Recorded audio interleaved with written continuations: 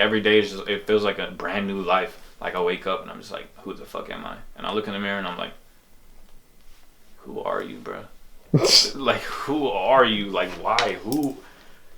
Lil Bootycall? Why would you name yourself that? I don't know. It's weird.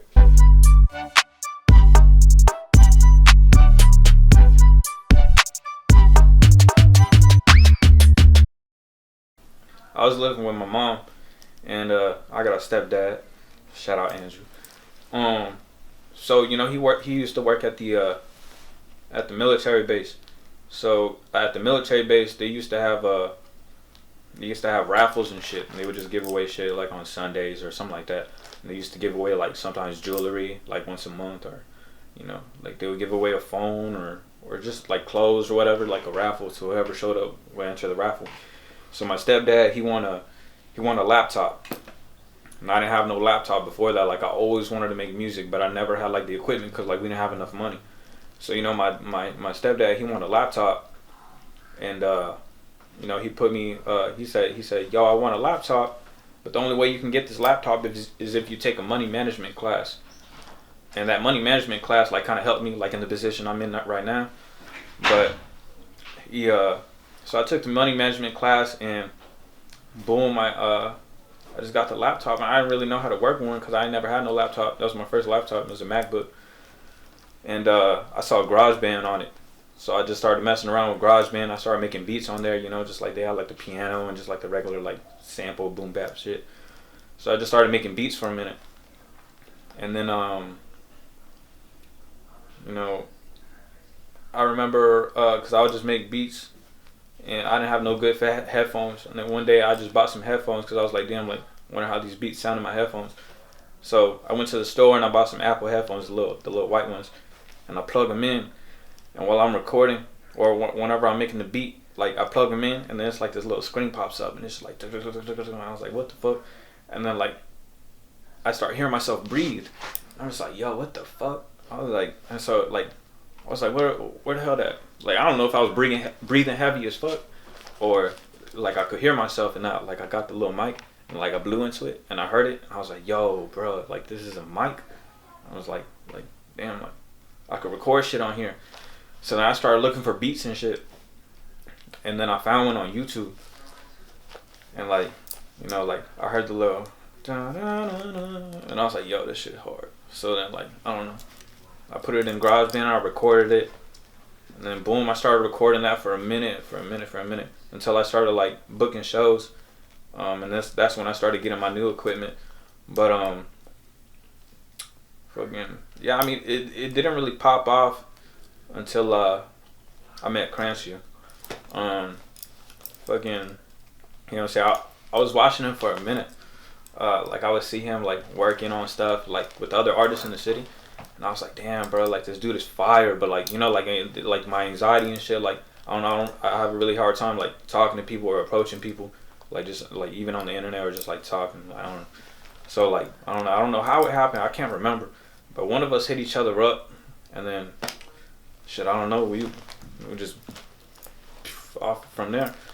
But what I'm saying? I don't know. It took a while. I mean, I wouldn't say it blew up now. I mean, like to a lot of smaller people, like in the industry, people would think like, oh, like it blew up. But I mean, it's only 3 million plays like on YouTube. But I think like that shit deserves way more. But I mean, that shit's for the future. So as you can tell right now, I'm kind of a little on edge. Cause we in New York right now. Shout out New York. Um, I don't know. Anxiety has just been always just a different thing for me. It's not. I just feel like people have a big misconception on it.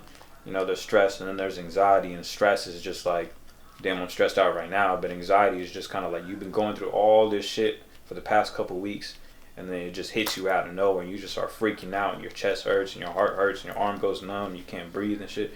So like, I don't know. I feel like that played a big part in how I came up, because like I didn't really. I mean, like people do things and shit like smoke weed, and people, like I'm not. I've done it before in my past, and but I don't know, just like weed. I mean, anxiety just kind of like it's got worse over the years. I mean, like, you know, you get older, more stressful situations.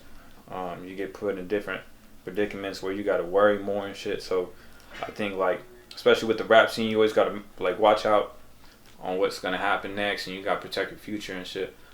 So I just feel like it kind of like kept me away from negative things. You know, it's always like that in the back of my head, like, make sure you know what the fuck you doing. You know what I'm saying? And like, I have a big problem with like overthinking. So, you know, overthinking is like, there's a negative part of it, but there's also a positive part. Like negative, like the negative, it would be like, damn, like I'm up at night just thinking about like, damn, like I should have done this way, I should have done that way, or like, damn, like there's people in the comments thinking me like this, and but it's just like, you know, at the end of the day, you just like, fuck it. But then like the positive overthinking is like, if I'm working on a song and I record something, it's like I overthink about it. I'm like, damn, like I got to fix this, or I got like, damn, what if it doesn't sound good enough? And I just keep on going back and back and back and back until it sounds perfect. So, you know, I think that's the good thing about anxiety with me. It's like a pros and cons. There's always pros and cons to everything. Like I said, like I grew up like getting bullied and shit. Like, so I don't really have no friends, because like when you getting bullied and shit, and everybody else seeing you get bullied, like all them kids don't want to hang out with you because they think you a loser or some shit.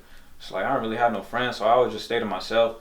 So, and then whenever people would come up to me and talk to me, I feel like it's just to get something. Like I don't know. It's not some weird shit. So whenever people would like come and talk to me, like, or they try to hit me up for features or whatever, I don't know. It's just like in the back of my head, like maybe it's not even true, but I just feel like people are trying to use me or trying to gain something from me. But I mean, like if you see the people I'm around right now, it's like on some genuine, like I fuck with them shit. Like I don't know. Like I'm not the type to use people, you know what I'm saying? Like I've helped out like so many people, and I'm not trying to be like, oh, like praise me, like I'm God or some shit. But you know, like I don't know, like I was raised with nothing, so now that I got something, I like to help other people because I want to see other people succeed. I don't know, but I mean, like I've worked with a couple artists before, but it's just like we just got to click on an emotional and mental level, because I like, you know what I'm saying, like money ain't really shit, man. Like that shit comes and goes, but you know what I'm saying, like, so like no amount of money will make me work with somebody. Yeah, the Roxy, bro. That's my first. Okay, so I was like in San Antonio, bro. Like I don't know, like the scene is weird there. Like people support you, but it's kind of like, I don't know. It's hard to do shows there. Like I don't know. I don't know what the reason is, but I don't know. Like people just don't really like go to shows there unless it's like a big popping artist.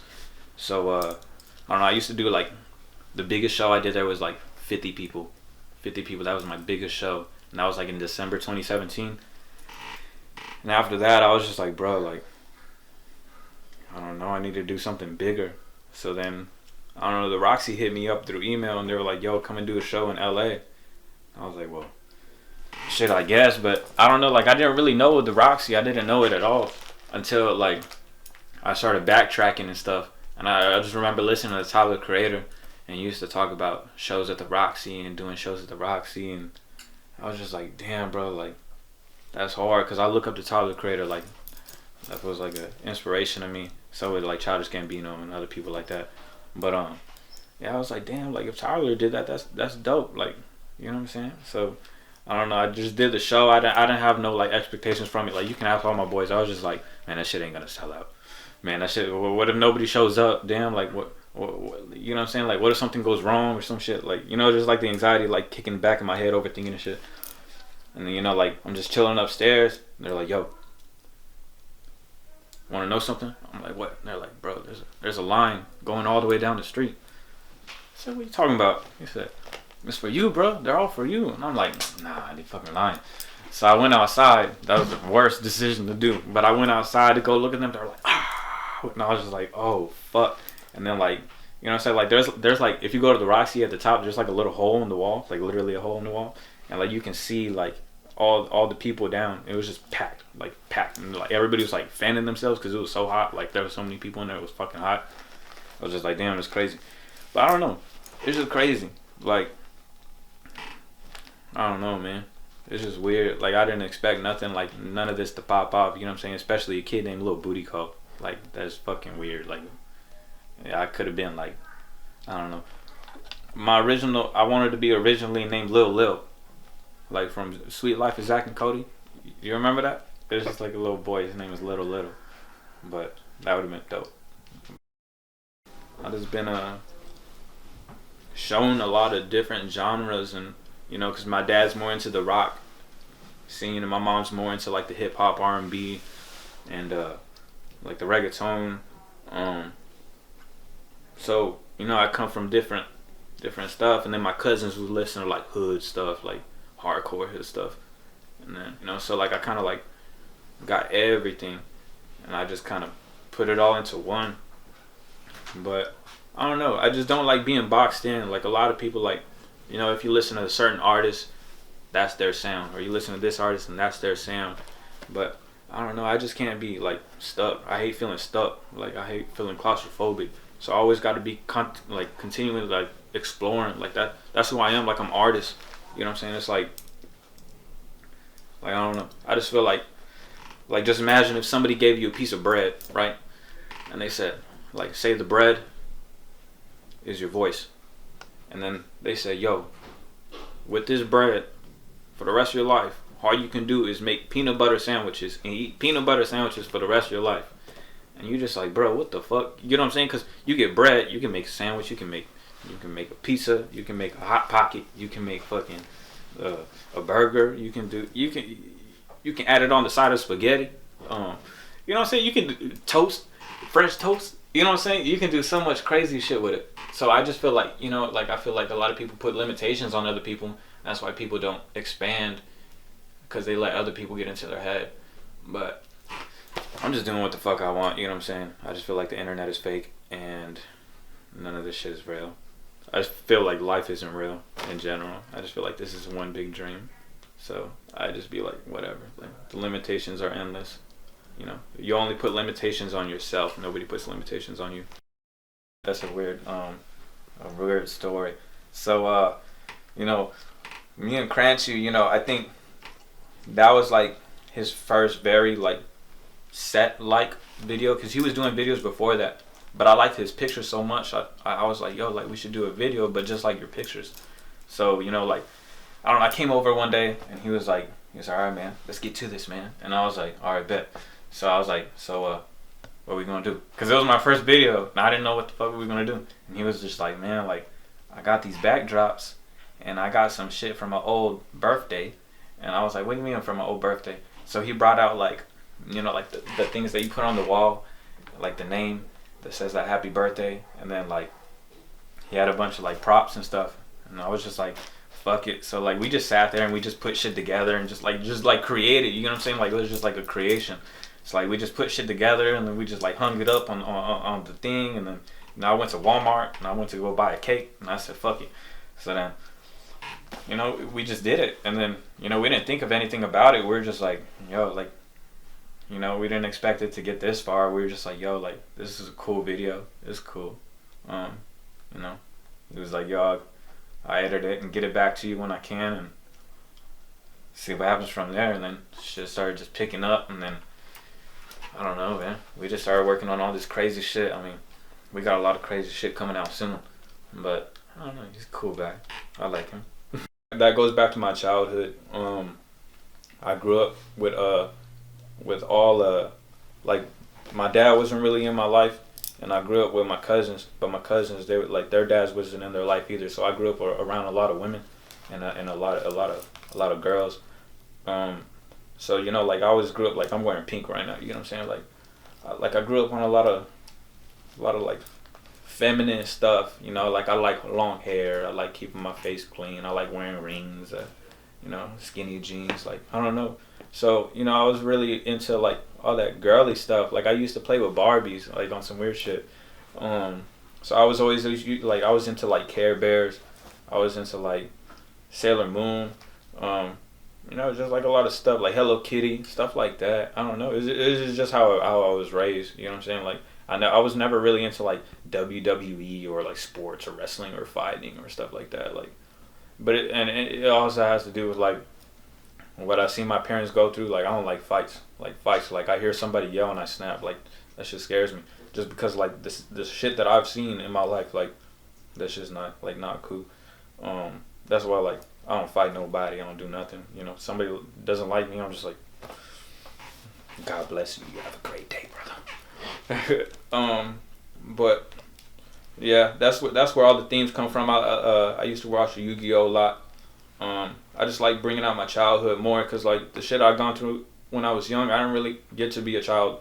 I just had to deal with a lot of like I don't know. I mean, I guess I'll just say it like I had to deal with like a lot of like CPS issues and a lot of like abusive family things, and you know, always moving and changing schools, and you know, so I had to grow up real fast, and I had to like be the man of the house because my dad left, and yeah, I don't know. But now that I just have like the ability to express myself and just like what I like, you know, I just bring it back. I'm just like, damn, like I didn't have the time to appreciate it back then, but I have the time to appreciate it now, so I appreciate it now.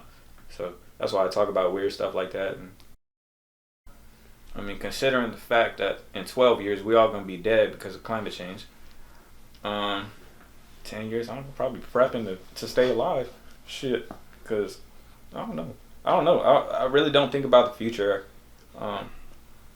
I just think of now, you know, because I mean, God forbid, like tomorrow something happens to me, so I just think of right now.